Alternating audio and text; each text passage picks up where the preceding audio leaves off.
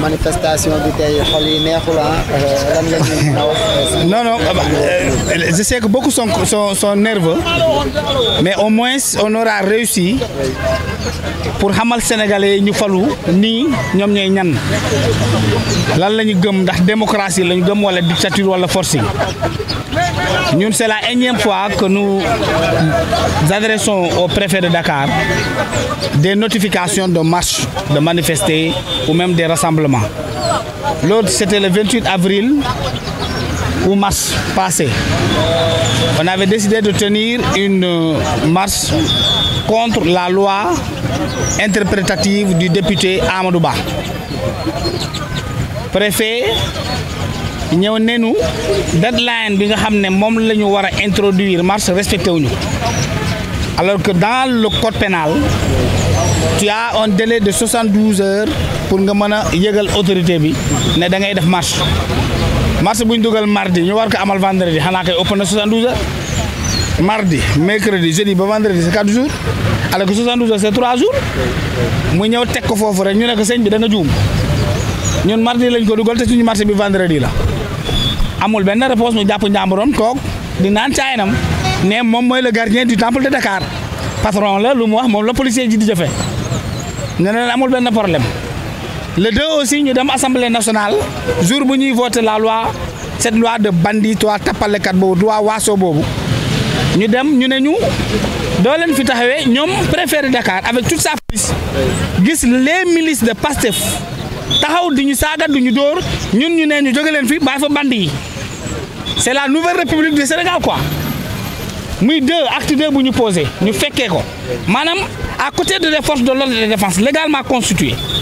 Pastef dépêché ay bandi ay nervi jox leen ay ngandaay ñu ñëw du ñu saaga devant la police devant la gendarmerie personne n'a intervenu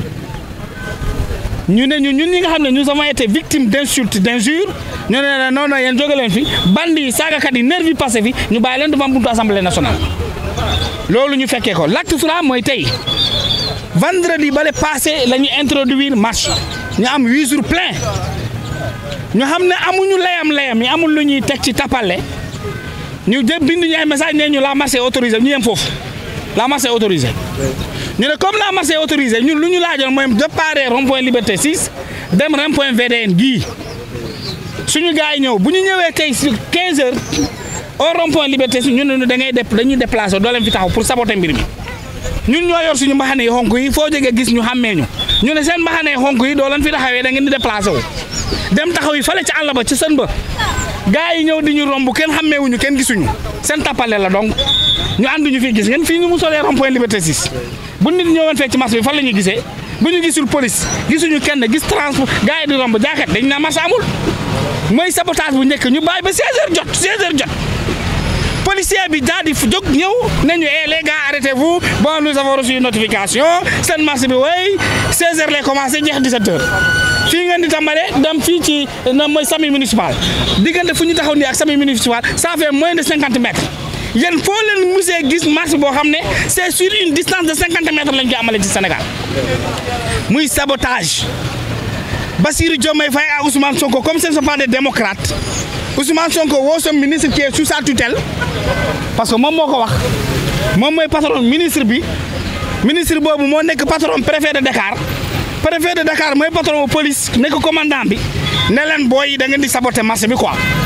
nee leen da ngeen di marché ci 50 minutes te bu leen ko teel a wax nag da ngeen di bàyyi à la dernière minute nee leen seen temps de marche 30 minutes la 30 minutes parce que 16h30 la ñu arrêté 16h30 la ñu interpellé nee leen taxaw leen seen marché bi 16h30 lay commencé 16h lay commencé jeex 17h foo leen ko mos a gis muy sabotage bu rëy waaye nag ñun duñu sonn dañoo am endurance ay xale lañu duñu sonn duñu tayal dañuy dugalaat marché bi yoon weer la ñuy jël te bu soobee yàlla xam nga fa la ñuy yóbbu marché bi Kolda xanaa foofu duñ ko interdit yaa ngi dégg comme ils sont dans une bon plus sérieusement c'est des gens qui ne sont pas des démocrates on a voulu être civilisés avec eux on a voulu leur montrer que nous ne sommes pas ces barbares qui ont brûlé Dakar. Nous ne sommes pas ces barbares qui ont assassiné des enfants dans un bus. Nous ne sommes pas des barbares qui s'en prennent aux infrastructures de l'État. Nous ne sommes pas des barbares qui usent des cocktails Molotov pour montrer nos avis politiques. Mais comme ils ne veulent pas de cette civilisation-là, nous allons nous aussi annoncer d'autres méthodes de combat. On va leur montrer que nous sommes capables de faire des choses beaucoup plus audibles, beaucoup plus civilisées dans les prochains jours. bu ñëwaatee si woote tey bi lan moo tax dëgg-dëgg ngeen di woote tey manifestation. waaw mais lii ci pour ma bañ a sori presse bi moo tax ñu woote marche parce que xam ngeen ne yéen ñi nekk ci presse bi vous avez été les premiers victimes régime bii ni ñëw buntu xadal leen neewal leen doole xas leen ŋaññi leen nee leen amoo leen ay personnel journaliste xamoo leen dara yéen dañ leen di autoriser alors que le code pénal ne le dit pas. Non, le code, la constitution en son article 11 dit clairement qu'il ne nécessite aucune autorisation préalable pour d'un organe de presse. Ci réewum Sénégal la constitution moo sut loi yëpp boo demee dans le code de la presse lui-même ne dit pas ce que le ministre de la culture de la communication a dit. Ñu violer le conseil constitutionnel violer le seen règlement ñu taxaw ñu ne il faut respecter la liberté de presse bokk na ci objet wu marché bi tey beneen bi la liberté d'expression Abdou Nguer dafa wax ci tapp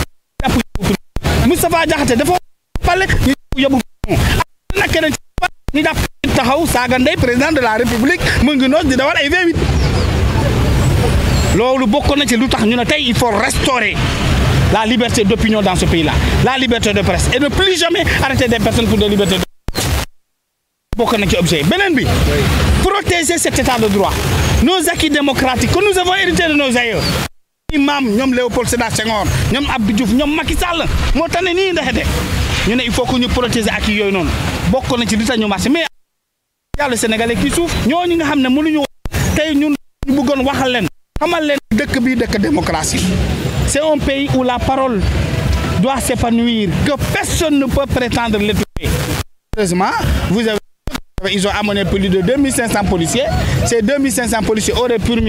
permis d'encadrer cette marche tranquillement. Nous dox du rond-point Liberté 6 ba rond-point VDN wax li nga xam ne ñun moom la ñu jàpp ne réew noonu lay doxee mais ñu ne du fi amee andi seeni boy yi ndaw solo leen ay dàll yu diis naan ñun la ñuy napp ñun min nañu police min nañu gendarmerie ñii ak ñoom ñoo dëkk. am na ñoo xam ne sax ñoo leen jëm ay dépense di leen dimbali parce que seen salaire baaxul loolu bokk na ci objectif yi léegi ñi nga xam ne ils sont le corps le plus maltraité dans ce pays là ñooñu la ñuy utiliser di leen teg ci suñu kanam duñ ko nangu on comprend que eux ils sont dans l'exercice de leur fonction ils ne sont pas nos ennemis mais on ne permettra pas quand même que la démocratie soit réduite au silence et c'est ce qui fait qu'aujourd'hui nous prenons acte et dans les prochains jours nous allons réagir avec une autre méthode. yeneen méthode combat yi lan lay doon. mais non kuy dem guerre doo wax li ngay def parce que ñii gàtt la ñu woote dinañu leen wutal yeneen méthode rek loolu kese la incha allahu rabbi voilà je vous remercie. mu ngi noonu kon.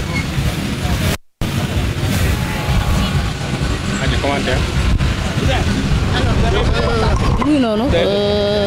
non tëjaguma damay xool ba ma àttee beneen kii ah d'accord pas de souci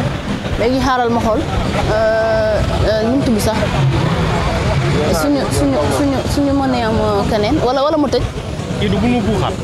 RTS yaakaar naa ne attaqué ngeen décision yi nga xamante ni jël nañ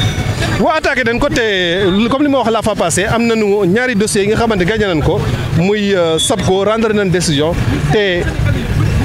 incha allahu rabbi ñunu dàqoon ñooñu dinañ fayeegu ndàmpaay bu am solo te dina leen réintégré te foofu la ñu bëggul yegg mais Sénégal xam nga dafa métti am na ñi nga xamante ni mun ñu toog di xaar 1 an 2 ans di xeex di xaar parce que moment boobu noonu yëpp sa jàngum doom day yàqu sa sëy sax mën na si tas te am na ñi nga xamante ni maa ngi jaale de passage agent Ofera amoon nañu ñaari membre rassemblement yi nga xamante dañoo génn àdduna démb kenn ki à 10 heures keneen ki à 17 heures région de Fatick ak commune de Richard Toll te ñooñu ñëpp état du Sénégal mi ngi leen ameel ay arriérés de salaire te amuñu yërmande commune de Mbao aussi il y a 3 mois de cela am na ku fa gaañu te ñooñu ñëpp ñi nga xamante ni dunoo nekkoon ay salariés ci biiru agence bu tudd Fera ñu nekkoon ñu feebar du doon faju mais malheureusement ñu dàq leen amuñu nu ñu fajoo ñu daal di génn mot d'ordre yi da ngeen ko lever wala gisatuñ leen ngeen génn comme ni ngeen ko annoncé woon chaque semaine ngeen génn manifester. non dañu waxoon chaque vendredi du premier mois dañuy def marche comme que le 6 bi passé dafa testé woon ak presque tabaski moo taxoon ñu marchons le 30 jàpp nañ ni expliqué nañ ko te ñu ngi dox dig daje incha allah la presse mercredi dinañ def benn conférence de presse bu mag pour dérouler les plans d'action à suivre di lancer appel cette police qui est devant nous c'est la justice ou la révolte c'est aux autorités de choisir. Inch'Allah, merci. Boubacar Fall, coordinateur Rassemblement des travailleurs du Sénégal. Merci. Commentaire.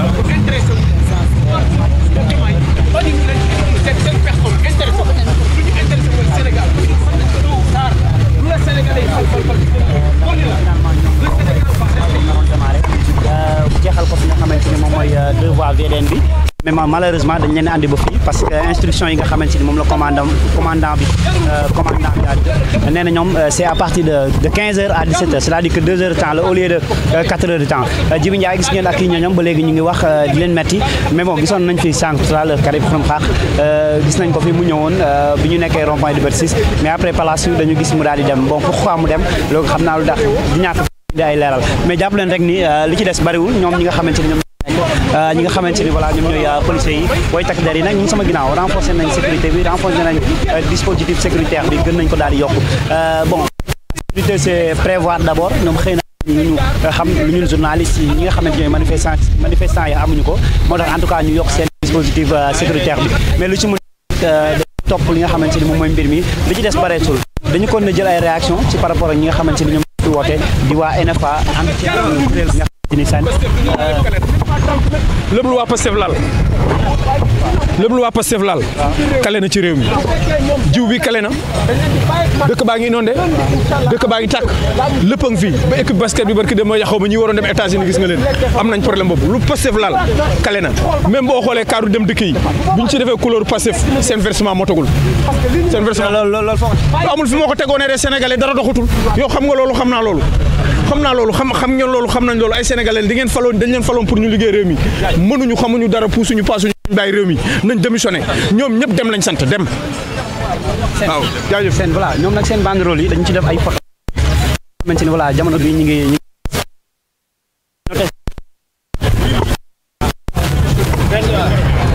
alors ani kii bi ma jël xaaral moom ko neen fu ma jël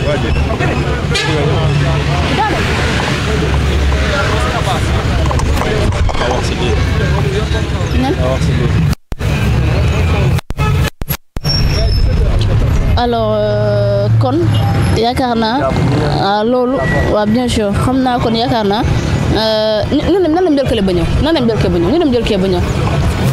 ñu dem di laat ay peut-être yéen Bokar naxamu yaa ngi si jàmm cool ni